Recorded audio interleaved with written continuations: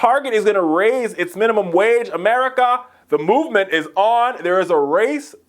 I wouldn't say a race to the top, but there's at least a race to the middle when it comes to wages. Target, the nation's second largest retailer, is raising its minimum wage to $9 an hour, according to the Dow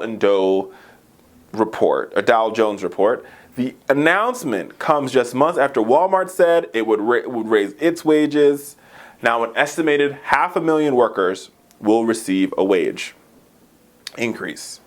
Now, the federal minimum wage is still at $7.25, and Democrats have proposed, as they should, as we all believe, that now is the time to raise the wage to $10.10. And there is a movement here.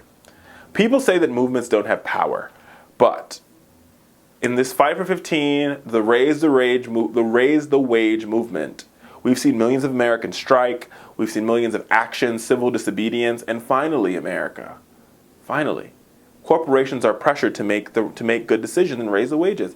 Now, we need Washington to get that same type of pressure so they could do what they need to do to make sure not only is the minimum wage raised, but it is adjusted to inflation so that you don't have to go back and do it every couple years. Right? Clearly, corporations understand why you want to raise wages. It makes them more competitive in the marketplace. Right? This is what happens when you have, and I've talked about this before, people who, when you raise the minimum wage, you do a couple things. The first thing you do is you decrease government spending. So all those Republicans out there who say, oh, if you raise the minimum wage, it's going to be awful for jobs. That's just not true.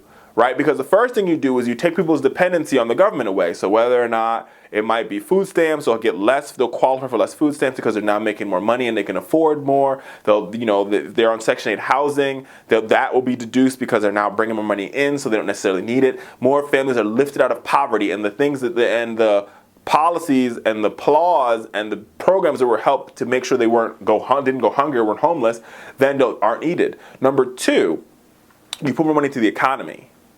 Right? You put more money into our fragile economy. And that, America, is a good thing. And so, it's one of those things here, America, where if we do it right, we will indeed see the benefits.